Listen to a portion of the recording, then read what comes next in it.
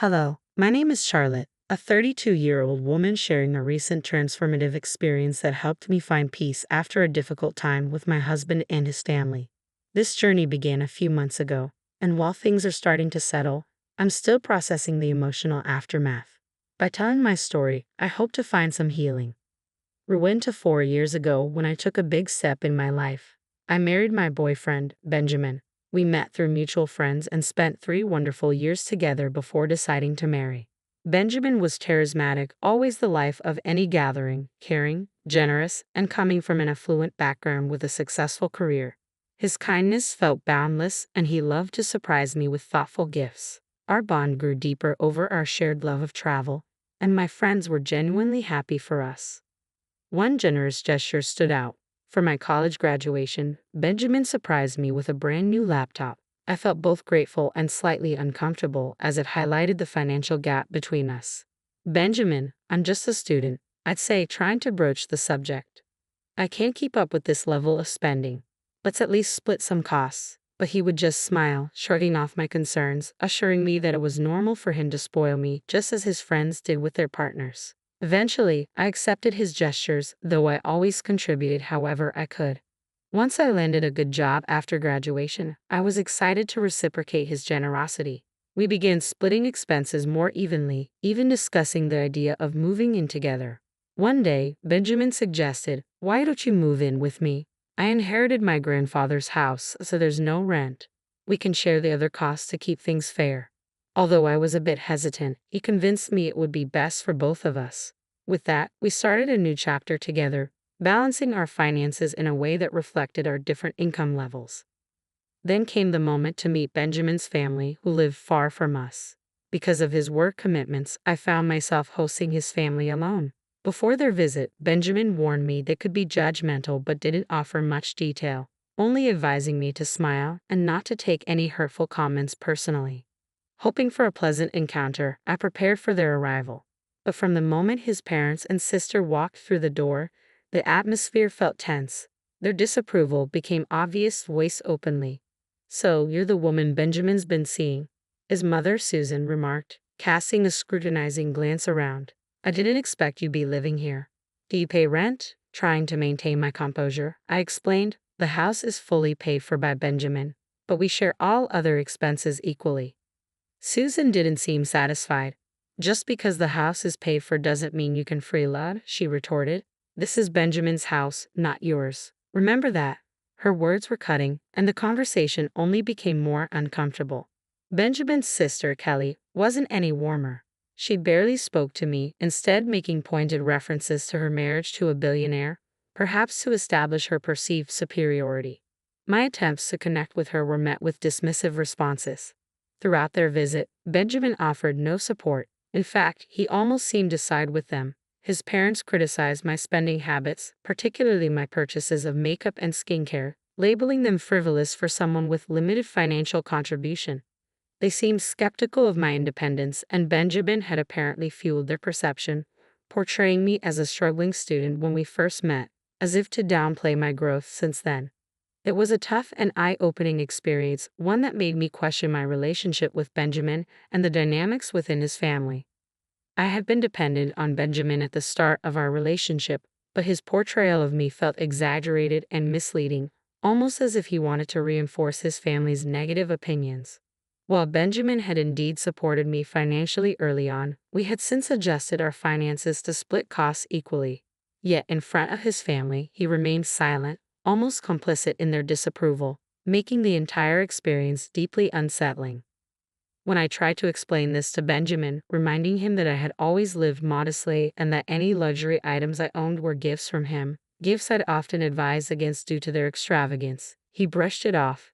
He defended his lavish spending, saying it was part of his social status, as if his generosity was more about his image than about genuinely caring for me. After his family left, I confronted him about their harsh comments, but he dismissed my concerns. "Don't take it to heart, Charlotte," he said casually. "They didn't mean it seriously. You're overreacting." His refusal to acknowledge the problem left me feeling alone in my frustration. 6 months later, Benjamin proposed. Despite my reservations, I accepted, and we began planning an engagement party. agreeing to share the expenses equally. By then, I had started a small business, a project I found personally fulfilling, though Benjamin barely showed any interest.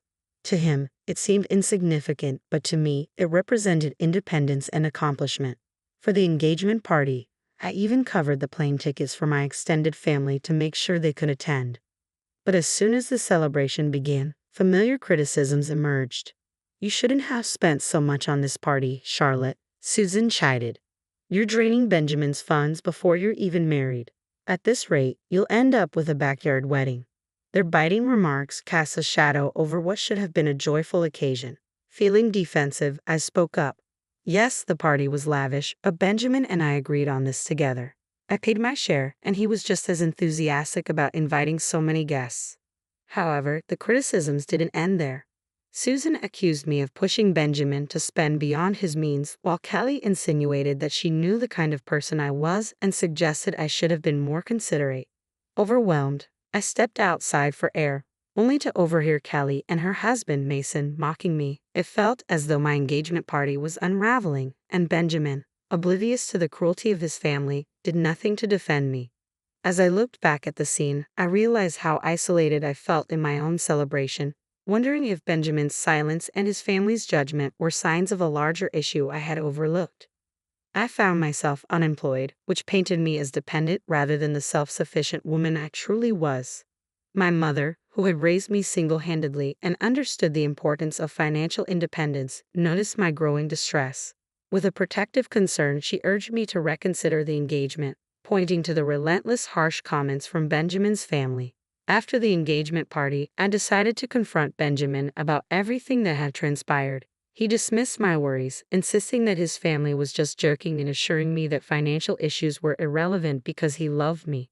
Determined to take charge, I expressed my desire to contribute more significantly to our finances, including paying rent. Yet again, Benjamin brushed off my concerns as we moved forward with wedding plans. The mounting stress became almost unbearable. Benjamin's parents were relentless, criticizing every decision I made and accusing me of putting financial strain on their son. Their constant scrutiny made the engagement period a living nightmare. I explained that everyone, including my mother, was contributing to the wedding expenses, but Susan harshly accused me of exploiting Benjamin, labeling me a gold digger. Determined to defend myself, I approached Arthur, Benjamin's father. "Arthur, I'm not asking for any financial help. We can fully finance the wedding ourselves," I assured him. Despite my efforts to clarify, Kelly continued her sharp critiques, especially targeting the cost of my wedding dress and makeup. This entire experience underscored the stark differences between my values and Benjamin's family's expectations, forcing me to deeply reconsider our future together. Even though I carefully explained that my mother had covered many of the wedding expenses, the ceremony itself went smoothly. However, the reception was tainted by Susan and Arthur's relentless criticisms. They accused me of mismanaging their son's finances, completely disregarding my attempts to explain and defend my actions. Their unwavering determination to tarnish my reputation left me feeling powerless. Choosing peace over confrontation, I remained silent, refusing to let their negativity ruin our special day. A few months after the wedding, Benjamin received a significant promotion at work. Eager to celebrate his achievement, he planned a grand family dinner, and I was excited to make the occasion even more memorable. I volunteered to cover the entire event, expressing to Benjamin how proud I was and my desire to create a perfect evening for him. I explained that my business was thriving and that I had access to resources from a trust fund set up by my maternal grandfather. With great care and attention to detail, I organized the dinner, hoping to showcase my support and love. However, when Benjamin's family arrived, it was immediately clear they were displeased. Their disapproval was palpable, even as other guests reacted positively to the celebration. When it came time for speeches, Susan took the floor with a commanding presence. "Thank you all for joining us to celebrate my son's promotion," she began. "He's worked hard and deserves every bit of his success. Unfortunately, it seems his luck doesn't extend to his choice in partners. It's quite sad that he has tied himself to someone who many would label a gold digger." Her words hung heavily in the air, instantly shifting the atmosphere from joyous to tense. The discomfort was unmistakable, and I could feel the eyes of the guests on me, judging and whispering.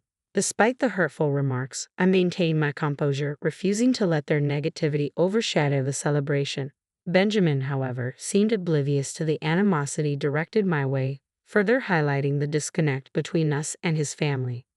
As the evening progressed, the tension remained thick, making it clear that Benjamin's family's disapproval was far from over. Their harsh judgments and unfounded accusations continued to cast a shadow over what should have been a proud and happy moment.